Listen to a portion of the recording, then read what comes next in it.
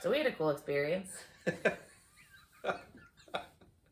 was so last night we had someone over who we've been interacting with for a while. I've been um, talking to about awakening or about I don't know, really kind of in a more focused way starting last fall. And she's really been the entire time I've known her over the past like 5 years now. Really shared a similar orientation towards truth. That's really familiar to me in my life. This you described it as unflinching. Yeah, she's not. I just met her a couple weeks ago, and I've heard a lot about her from him, but I was nonetheless struck by, like just how directly she is not only willing but eager to look at herself. No matter what shows up. Yeah. And God, when that orientation is there, this process goes real fast, it seems. It can. Yeah, it can go real fast. In this case, it did. And so last night, all three of us were sitting in the living room here, and we watched it happen. We were here for her stepping up to the edge, and then just stepping right off. Right off into the unknown. It was incredibly cool. Incredibly cool. Because we even got to see the blocks, the fear come up, and then sort of just reassure her, like, yeah, that's part of it. That's okay. Fear can be here. Yep. Or the mind coming in to try to put a structure around it or tell a story about it and figure it out, and then just a reminder, you don't have to figure it out. There's nothing to figure out here. Yep. And man, it felt like it went so fast. You could just see it. Each stop would come up. We would say something right as she was also like simultaneously to her realizing she didn't have to figure it out. Yeah. We'd say fear can be here, and you could see her just simultaneously figuring out fear is okay, it's part of this. And then she was through, and it was God. It was like going through. It felt like in my visual field, it felt like she was going through a birth canal, kind of. Just emerging. No, but like the descent through it. And what is this? And then boink. Yeah, right. That's what I meant though, the emerging. Yeah. Yeah. That was I was there with yours. Because you were there with mine at the same time. Didn't know what the hell was happening. Yeah. This is the first time we saw it where we knew what was happening. Yeah. Yeah. And she started laughing. She just started cracking up. What is it? She was like, wait, this is it? This is what it is? Yep. And then she started cracking up. I also was cracking up. I was like giddy. Me too. Because you could just watch it all. And it was so interesting because you've been saying, but also like even when we were talking with her last week or earlier last night, it was like, you can say as many times as you want that it's difficult to talk about, that language doesn't really encapsulate it, or that you like... Or this is not going to be what you think it is. Yeah, right. Or that like there's no real way to sort of wrap your head around it and understand it intellectually. You can say that a million times, but what was so cool was watching the words fail her in real time. All of a sudden, like, trying to be like, wait, how do I say this? And it's like, right, you don't. You kind of can't. Yeah. And the way that she kept looking around as she was talking about it. She just was looking around and describing the feeling of being everywhere, of like the being everywhere in both apparent space and apparent time. yeah It all collapsed. It all collapsed into now. Yeah. And it was the profound, like, I got to experience that dropping into presence in a sustained way, in an effortless, sustained way. Right. The same way it was when I had my awakening. Yeah. And it was just, got able to be with her in that experience again. So cool. It felt new again. The air felt like crystal clear again. Yep.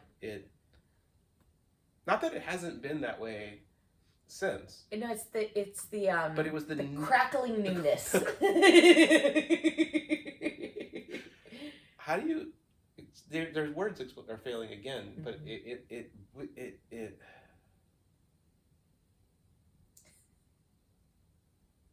but crackling newness is it.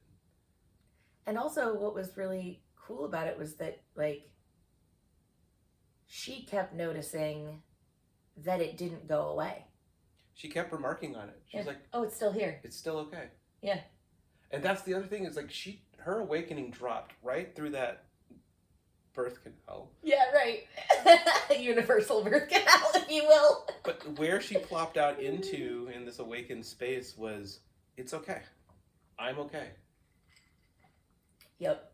Everything's actually okay. Yep. And it's exactly where we plopped out into. Yep.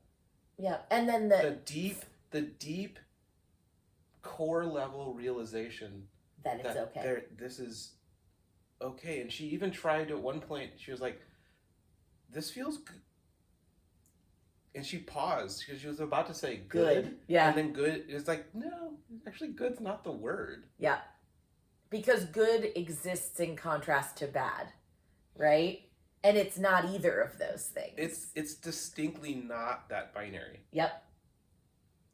It's okay. And then she shifted to okay and calm, both of which are really excellent descriptors. The peace of the okayness.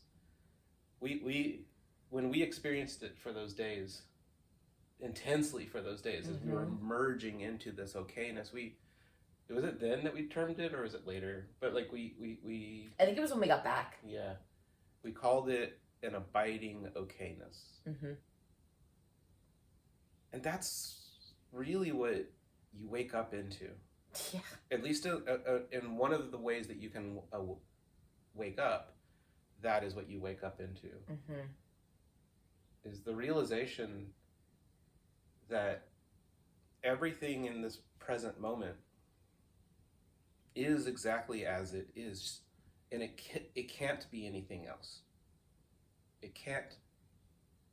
And also, it is always changing, and that is also okay.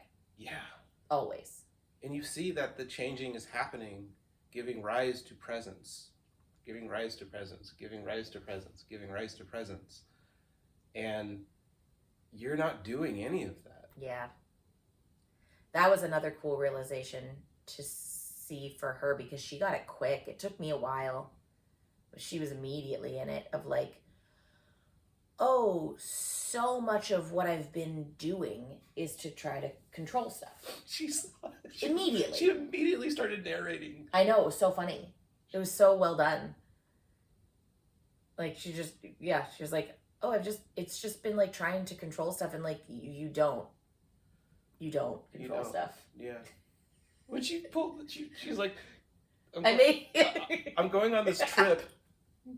And I made this spreadsheet, and she like pulled out her phone, and she's just scrolling. Color coded. It's a beautifully constructed spreadsheet. Yep. And she saw that too. Yes. She's like, I see that none of this is necessary. Necessary, yeah. And it's really helpful still. And then she said, really it's still useful. And she was like, it was oh my gosh, it was such a sweet moment. We just watched Barina's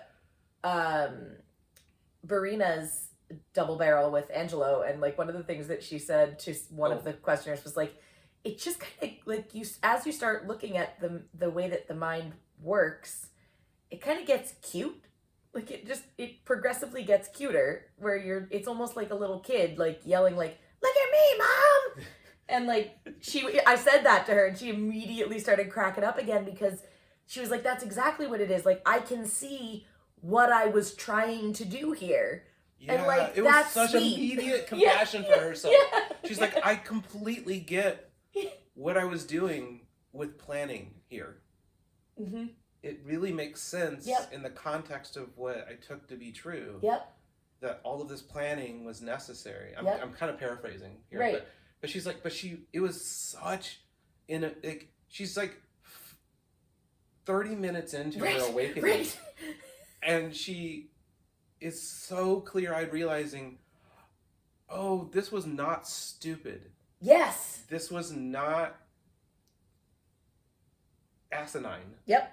And I pointed out something that I had said earlier in the night, and I brought it back, and she was so funny because she was immediately like, oh my God, wait, we're bringing it full circle. Which is like, wait, I lost it. Crap. It's not banal. It's not acidine. Oh, it's not. It's all internally consistent. Yeah. And I don't know if this is true for everybody, but it was very true for me. It was very true for him, and it's 100% true for her. The structures that the mind has created to manage the sort of conceptual self, it's internally consistent. It flows from a faulty premise, but everywhere that it flows out is internally consistent. And that's something that was really, it's always been one of our shared, deeply held values. Yes. Is understanding and being understood. Yes. And so it's really funny that as we move through the world throughout our lives, it was that those values were guiding the construction of our self-strategy. Yes.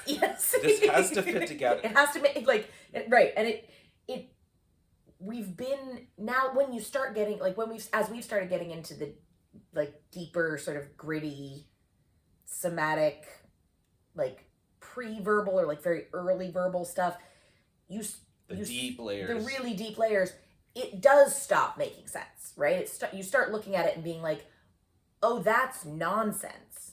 Because it gets closer to that fundamental premise that you took to be axiomatic, so you never look at it. Yep. But you realize it's not axiomatic at all. It's completely disprovable. Yes. Actively disprovable right now. But it like, so it stops making, like a lot of those don't make sense. A lot of those you'll look at them and be like, but also they still kind of do. Like one of the ones that I found that was really, really deep was the core belief that there is something wrong with me. Mm-hmm. That was one of mine. Mine was what I could only really label as the problem of me. Yeah. That I deeply believe that I, as a person in this world living, right, was a problem that needed to be solved. Mm-hmm. So that at some point in the future, I'll be okay. Mm-hmm. But just like everything else and everyone else. Mm-hmm. Mm-hmm. And that belief can be seen to be nonsense and still actually make sense in the surrounding context, right? Because I was, as a small child, being consistently treated like there was something wrong with me. Mm-hmm. I didn't decide to believe there was something wrong with me, right? Like, is our presence in a given setting of people, particularly adults, had a tendency to shine a light on the things that are not supposed to be seen. We had this tendency to accidentally illuminate people's shadow. And you can't do that. Don't do that. That's an actual existential threat to what they take to be themselves. Yeah. And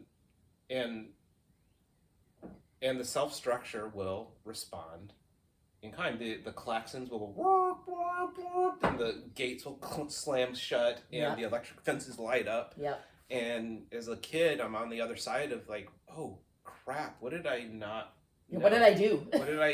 What did I do wrong? But what rule did I not know? Yeah, right. What did I miss? And that was like such a consistent experience growing up. Was all the way into my professional career.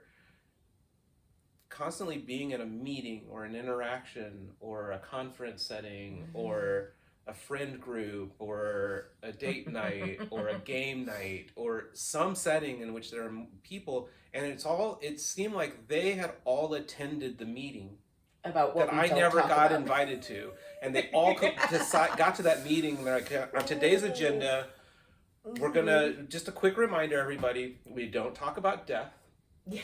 Make sure you don't ever... Do not talk about death. Yeah. And we don't talk about our individual traumas at all. Do not. And so everybody, okay, cool. Just wanted to make sure that we had those reminders before we set off into this meeting. So on today's agenda is this new thing that we're going to not talk about. Yeah. We're all on the same page? You all got the handouts? Okay, let's talk about this. And I wasn't there. So then a week later, I'm at drinks with people. Yeah. And I'm like, so how about war? Isn't war stupid? Like, we shouldn't do war, huh? And people are like, that's way closer to death than we're allowed to talk about what's wrong with you. Or like my cousin and I had a conversation about like, there's so much stuff that we don't talk about in our family. And if you do, it becomes like, why are you making drama? Why are you causing problems? Why are you holding grudges? Why are you still hung up on that? As if they had all gotten a rule book that just, I don't know, like got lost in the mail for me. I never got the notices. Yep. And that was one of the things that we did talk about in sort of the aftermath of this, because the awakening last night. The awakening last night was that she asked a great question, which was like, how do you sort of talk to people about, like, now? And the answer is simultaneously, in the way that everything, all binaries collapse into paradoxes in this, right? Like, the answer is simultaneously, you don't, and you just will. Yeah, because you're going to be living this life rooted in truth. Yeah. And the way that you move when that's the case, when truth is now fundamentally unavoidable to you. It's not like you suddenly become morally shiny and upstanding. Not at all. It's not like you emerge into righteousness. Nope. No, it's just that you now have nothing in between you and life. Yep. Between you and truth. Yep. And when you live that way, the things that you talk about and the way that you talk about them suddenly stand out for people. Mm-hmm. One way or another. Yep. And so that's a thing now. Right? And you're going to gain an awareness, and it was so funny because she immediately was like, oh my God, it's like when I was talking to this person and they had that reaction. Like, yep. Oh yeah. Yep. You'll start to notice, like, it pretty quickly. You'll start to notice, like... And you'll notice that it's not about you. Yeah, that's a big part of it. And it never was. Yeah. That trauma response that you walked headlong into innocently and unknowingly was not a response to you. Yep. Yep. And it's all trauma out here. It's all shadow. Yep. You know, as below, so too above. Yep. It's what we say in science. We describe it as being scale invariant. Mm-hmm. No matter how you adjust the x-axis and the y-axis, it's the same shape. Yeah. Yeah. It's the exact same shape. Stretch it all the way out, same shape. And so, what advice can you give there? Is it you move with instinct and authenticity, and part of like, it's the intuition thing, right? Like, part of it is building trust in your own intuition, because that's one of the things that we don't talk about, is that you actually can trust your body. You can trust yourself. Sensation is data. You can't trust your thoughts. And that's the thing when people talk about trusting themselves. It's this idea of like, well, I have to believe my thoughts. Like, no, you don't. No, you don't. They actually have no bearing on this. But those emotions, those sensations in your body, trust that. Those are primary. Yep. And it took me a very, very long time of painstaking work to be able to differentiate between an intuitive sense or an emotional knowledge and anxiety. Because so much of the conditioning in this body was that emotions are dangerous, so you should be afraid of them. Yeah. So that was a lot of unpacking. But the sort of process of that unpacking, is an increase in trust for that experience. And it's building a muscle. We talked about this a lot too. Yeah, this is building like a muscle. Post-awakening, the whole post-awakening process it really revolves around your body, your nervous system adjusting to this fundamentally new way of being through the world, of being in the world, of being in contact with life, of being conscious, yeah. And that can sound so daunting that I think most people, when they hear about that, or they hear about the process of awakening, or any of this, it's I can almost sense in them when I'm talking to them about it, or I'm talking about my experience, they kind of stand back and they're just like, oh wow, that's cool for you, that's amazing for you, but that project, oh god, no. Yeah, pass. No space, no time in my life to do such a thing. And that's okay. But what happens after awakening though is you have removed the things that impeded your ability to reach into this deep tool belt that you actually have. You don't acquire it. You don't have to put in decades of practice at a monastery to build up a tool belt for meditation, self-inquiry, various somatic modalities. You have to be willing to look. All of those things, all of those practices are actually pointing us back to a thing that humans know how to do. And when you emerge into awakeness, and the only thing I always joked it's like in the Matrix, it's like, whoa, I know Kung Fu. And it's like, no, actually, you always knew Kung Fu. Whoa, all of the things that got in the way of me knowing Kung Fu are gone. Yeah, right. right. Well, and it's also I keep losing stuff today. Brain's going weird. Yeah. All of the things that got in the way, and that's we were talking too about shadow work. That's where I was going.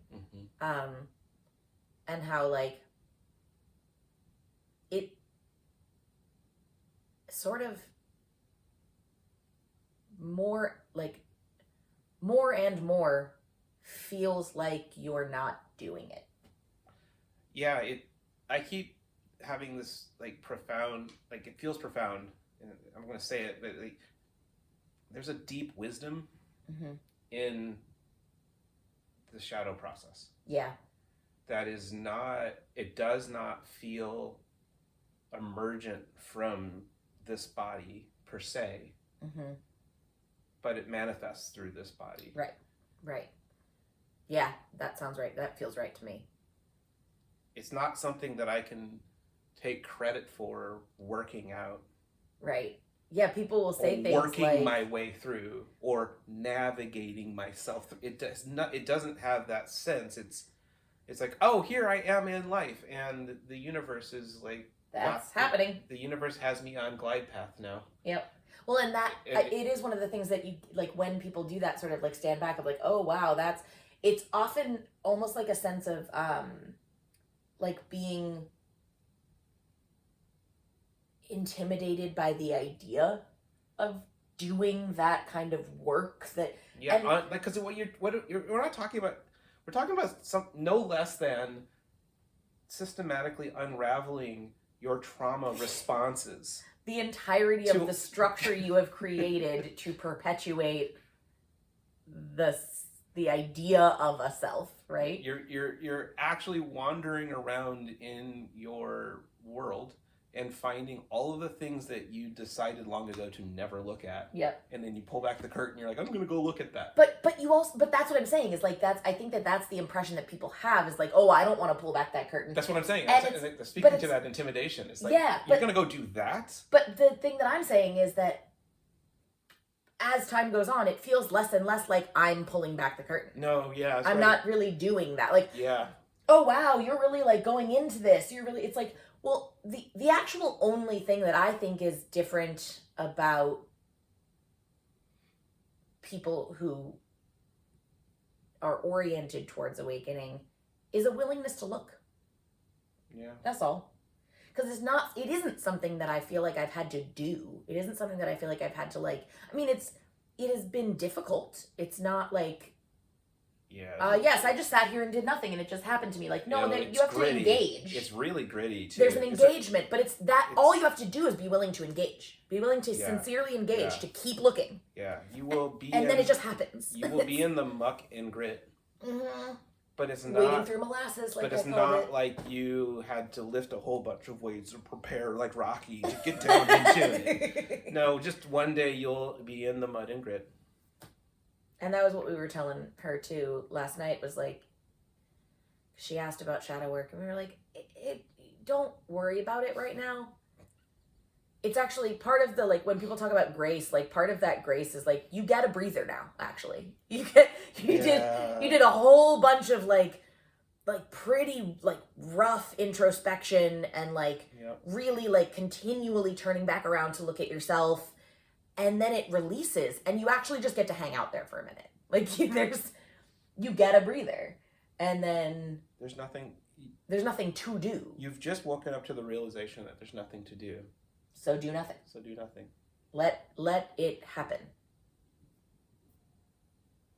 And then she was like, so what is the shadow work part? And I said, well, all of that stuff that was in the way of you seeing this, what's just here right now, that's all still there. It just went over here for a while. For her, she was literally spatially gesturing behind her, up and behind her. It was so great. She's like, my thoughts keep saying. Yeah, and I said, like, that's all still there. You just don't believe it anymore. And she was like, yeah, it doesn't have meaning, which is such a great way of putting it.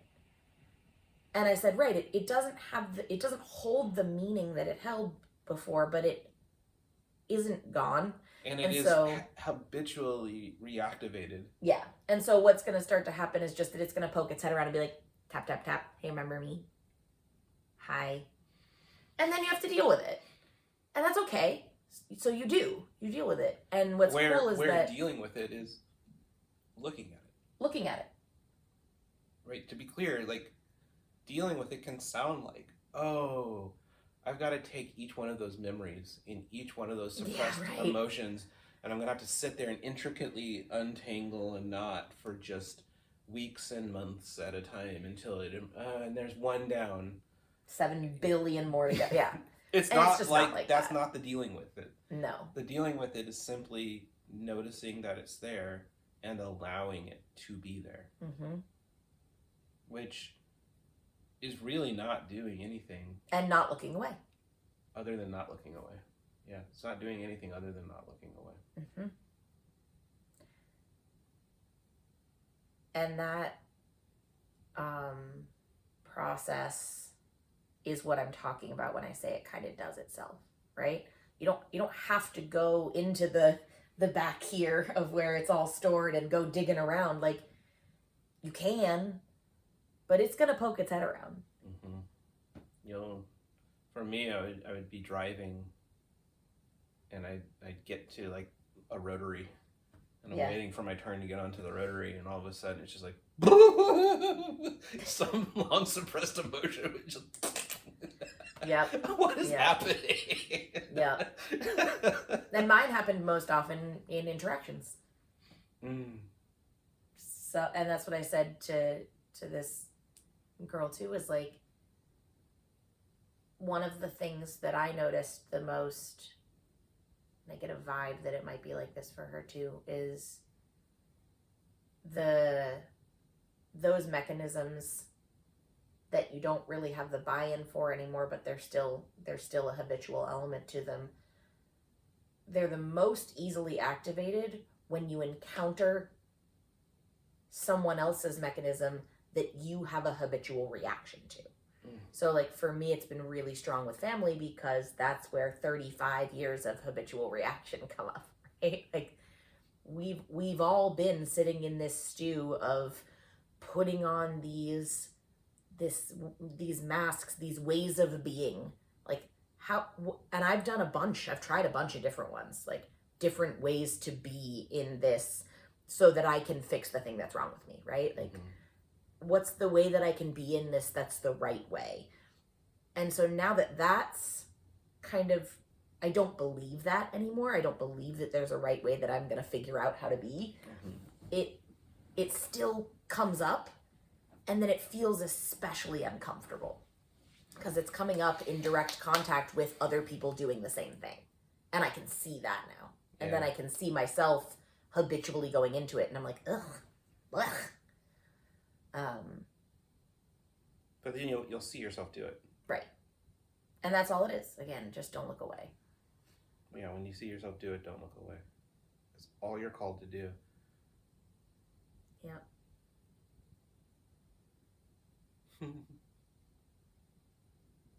Yeah. Just don't look away. Don't look away. And it's what we always say it. Simple is not easy. Yep. That's a simple thing to do. Don't look away. It doesn't mean that it's easy. Nope. It's actually really hard. Hard is not bad. But hard is not bad. That's the binary association of hard and bad. Like sometimes I'll talk to people about something in my shadow process that's related to a past trauma, and I can see it on their face, this sort of anguish, this anguished pity for me. Yeah, like, oh God, you had to experience that. Ugh, how terrible. And the only thing to say, the most truthful thing to say about what that experience was like for me was, oh, it was okay. Yeah, but that sounds like you're minimizing. I hear myself say that, and I lived a whole life of being like, oh, it's okay, I'm okay, I'm okay, I'm good, I'm okay, I'm okay. And it's not like that. I'm using the same words, but I'm not saying, oh, it's okay, don't look at that, let's not talk about it. Yep. I'm okay, reassuring. Yeah, selfing. Yeah. No. Like, this is a deep, core, energetic level realization that this extremely gritty, grimy, uncomfortable, sometimes flat out nasty process of unraveling my trauma response is okay. It couldn't be any other way. There's nothing about it that needs to be changed. There's nothing about it that needs to be held the same. There's nothing about it that could be that way. Yep. Any other way than it is right now. And so what else is there to say about it other than it's okay? It's okay. And that was what I said too last night about when I said the thing about those little guys will poke their heads out and be like, hey, haha, hi. And you have to deal with it. But you are now looking at it in this sort of surrounding context of, oh, it's okay. Yeah. And so that's really what, it's not that like this is not difficult or this is not like a heavy lift or causing some distress. in the system, but it's in the broader context of it being okay. And what a relief. What a relief!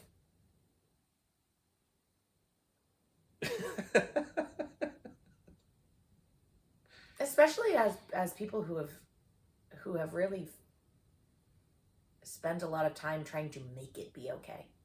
What a relief to realize that it just already is. Yeah.